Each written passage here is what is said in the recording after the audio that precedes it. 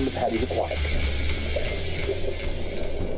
Welcome to Patty's Aquatics. My name is Adam and welcome to the fish room. So today I want to talk about a product I've been dabbling with a little bit within the fish room in a few tanks anyway, and that is Flourish Excel.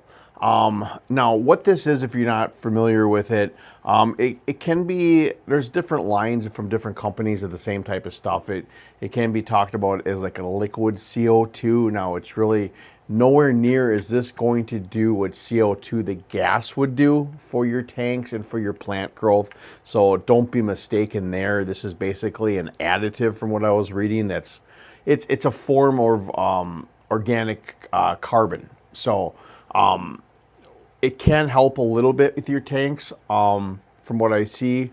Like if you want to look at it, CO2, the gas, you know, if you want to equate it to something, that would be like a meal for your plants. It's going to get everything it needs from that, where this is more of like a protein bar or a protein snack, something that's going to give your tank or your plants a little bit of a quick jump, but it's not something that's going to need for everything for those plants to grow. But that's not why I was playing with this product to begin with anyway. What I was worrying about is that I have my CPD tank up here. I was starting to get some blackbeard algae on some of my tanks, on the sponge filter, and on a few of my plants.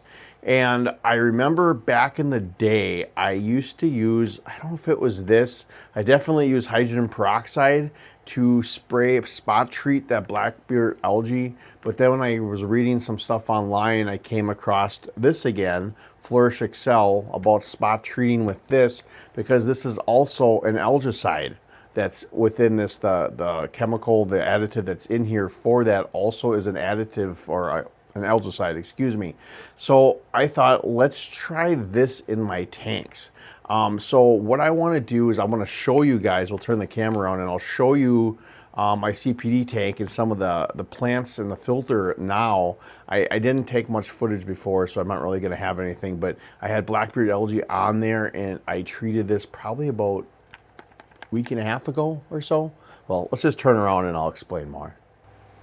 All right, so this is currently the CPD tank. Now, if you can see, I had blackbeard algae all over these plants right here.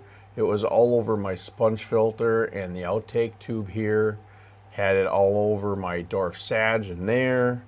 It was all over the outer leaves of my anibius. So yeah, it was getting to start to get pretty bad and it was spreading. So I wanted to try to get on top of it. So like I said, I remember back in the day, I know I definitely used hydrogen peroxide. Part of me wants to say I've had Excel before and I mixed it with hydrogen peroxide because I think I read something about that. I could be wrong, but that was like years ago. But anyway, so I wanted to try it. So what I did was I took a little pipette and I took a few pipettes full and I sprayed it on like one leaf over here, one of these to start off with. And 2 days later, it started to turn red. So obviously that's when the blackbeard or algae turns colors to that red color, it means it's dying. And so then I started treating this tank more. I started hitting the filter another day. I shot a couple shots within the dwarf sage, and then I also hit it around this anibius.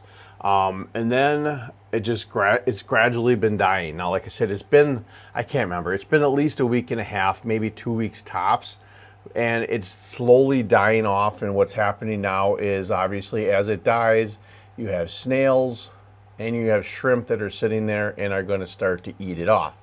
Now, from what I was reading is it also helps treat and kill like string algae and things like that. So what I did, if we come down to the tank below, I took and shot it, one little squirt of that pipette onto that rock where there was a bunch of hair algae. And then I also treated both these 10-gallon tanks up here. This piece of wood was just full of the string algae and the glass, and I sprayed that a few pipettes full and a couple back here, especially back behind my anibius. I had a little bit of, it looked like a mix between the blackbeard and the hair algae, and I sprayed that back there. And the hair algae wasn't dying. So I thought, okay, maybe this is just going to work for black-bearded algae. But then I noticed the other day when I came down here, like I said, it had been almost 2 weeks. For the black-bearded algae, it took about 2 days for it to start to die. All of a sudden I noticed, well, what the heck? There's that rock, and where you're missing the algae right there, that's where I squirted it. So yes, it does kill hair algae. It just takes a little bit longer. And then back up to these 10-gallon tanks, like I said, oh my gosh, there's barely any algae in here anymore. It all came off the walls and died. Off that piece of wood, there's still a little bit on there, and the filter was just covered in it. It's all dying off. This tank as well, like I said, it was just all full of string algae all back here, all back in that corner. It's all dying off. So it just takes a little bit longer with that hair string algae than it does the black-bearded algae. But here's the bad part.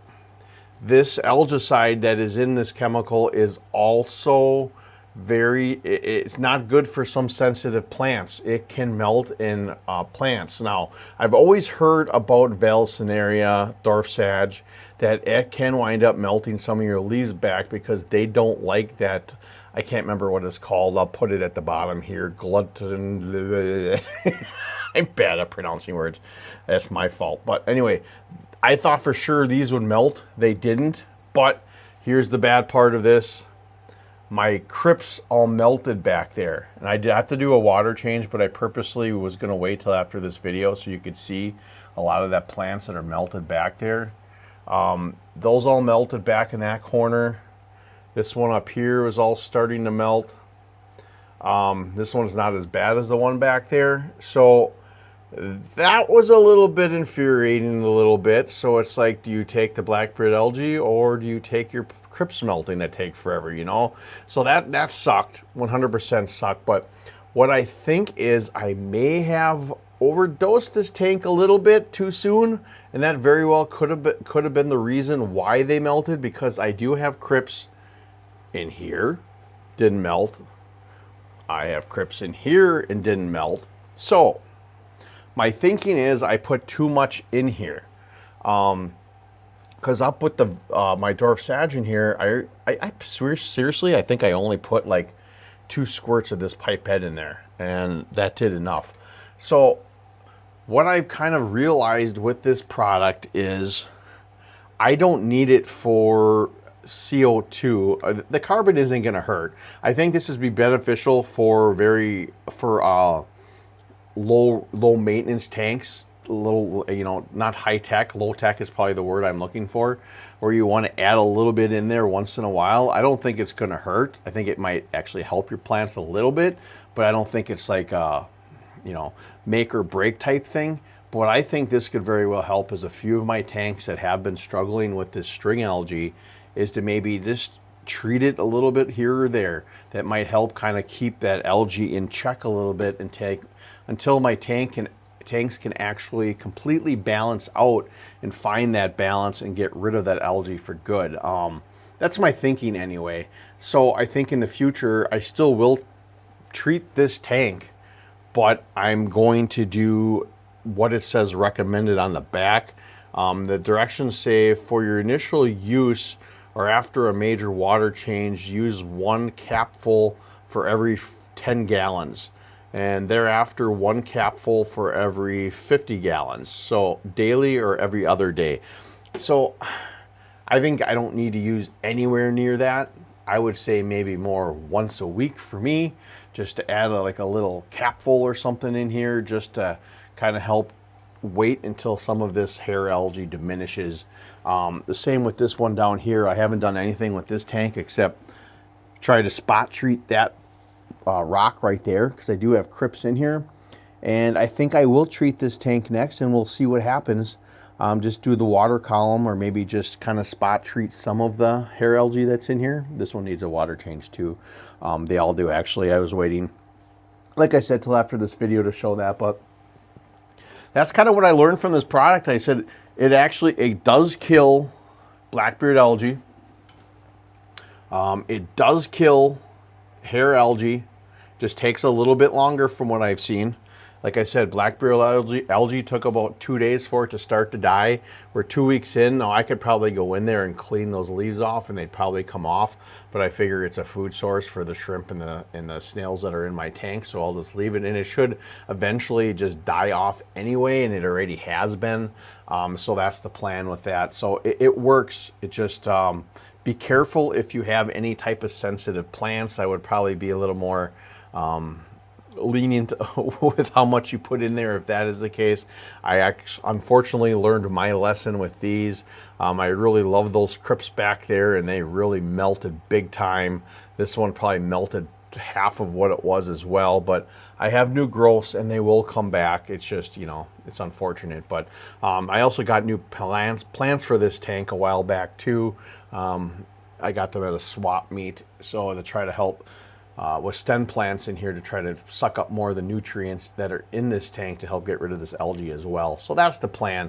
So yeah, if you're battling blackbeard algae, Flourish Excel did work for me. Same with this string algae, it has been working, and I'll talk about it a little bit more in the future and see how it works with this. But anyway, I hope you enjoyed the video. If you did, please consider hitting that subscribe button, and I'll see you again next week here at Patty's Aquatics.